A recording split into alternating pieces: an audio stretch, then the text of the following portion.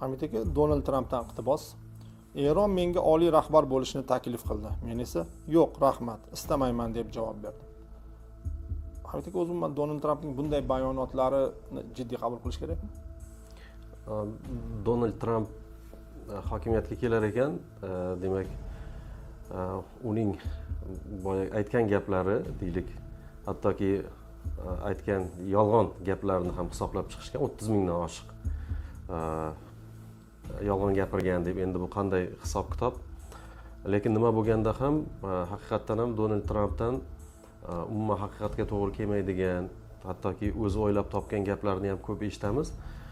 Va mening nazarimda uning bu aytgan gaplari hokimiyatga bo'lgan munosabatidan kelib chiqqanligini ko'rishimiz mumkin. Ya'ni biz bilamiz, o'sha Rim papasi saylanayotgan paytda o'zining rasmini qo'yib, Rim papasi sifatida rasmini qo'yganligini ko'ramiz va umuman hokimiyatga kelgan paytda o'sha 2024-yilning iyun oyida unga o'q otilishi, o'sha qulog'iga tegib qon chiqishi va uning reytingi oshib ketishi masalalarida mana shu umuman chizgilar Donald Trampda ko'rinadi va uning nafaqat Eronga bo'lgan munosabatida, balki boshqa davlat rahbarlari, xususan diktatorlarga nisbatan ma'lum bir simpatiyalari bilan qandaydir kesishadi desak bo'ladi. Deylik, o'sha Venesuelaning prezidentiga nisbatan ham qandaydir bir simpatiyalari borligini ko'rish mumkin.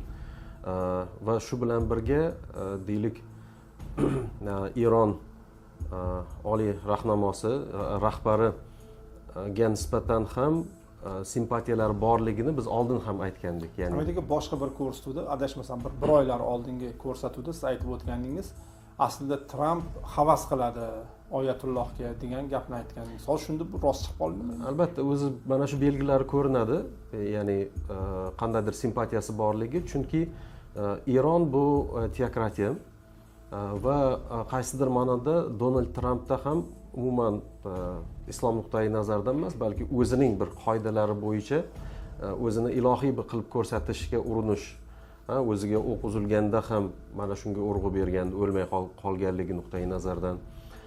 Va bugun Eron o'sha oliy rahbarining hokimiyatda o'tirishi, necha yillar, bir necha 10 yillar hokimiyatda o'tirishi va Trampda ham bunday istakning paydo bo'lganligi va uning o'ldirilishi orqasidan Eron xalqining jipslashganligi va uning obro'yi ko'tarilib ketganligi masalalari tabiiy ravishda Trampga ta'sir ko'rsatadi. Qaysidir mana qandaydir ma'noda mana shu effektni ham istaydi. Chunki uning hayotiga ham suiqasd bo'lgan va mana shu belgilar asosida uning Eronga nisbatan, Eron teokratiyasiga nisbatan, uning rahbarlariga nisbatan ma'lum bir simpatiyasi borligi ko'zga tashlanadi.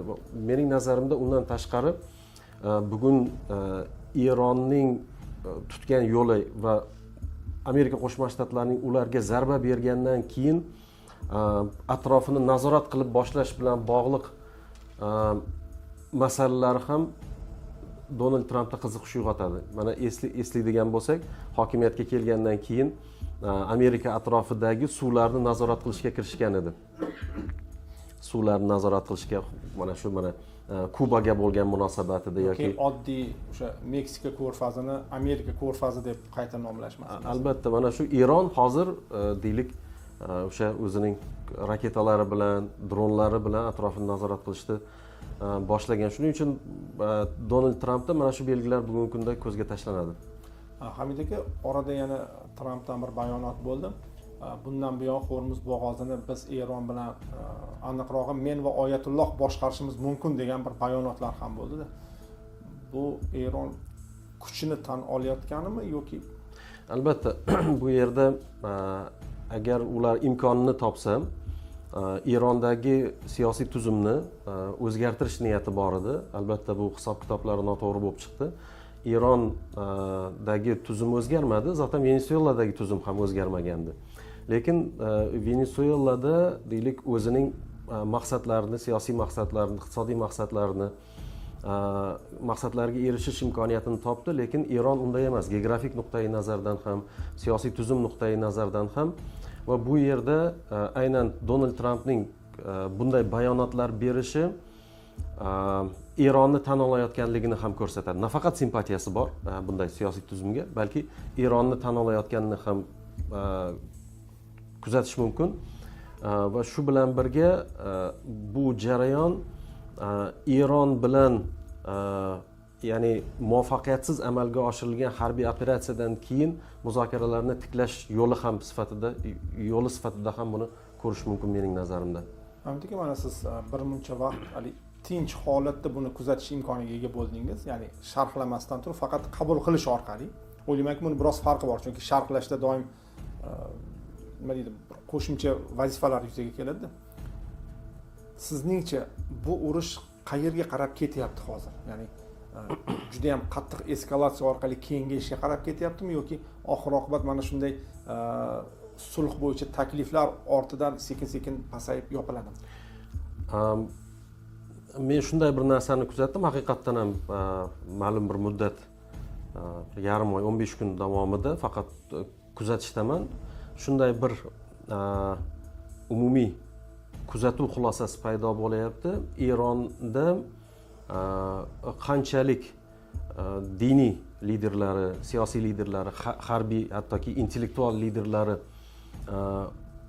o'ldirilar ekan, suiqasd qilinar ekan, ularning hayotiga, demak, ularda bir nechta qavat mana shunaqa liderlar tayyor, yosh liderlar tayyor.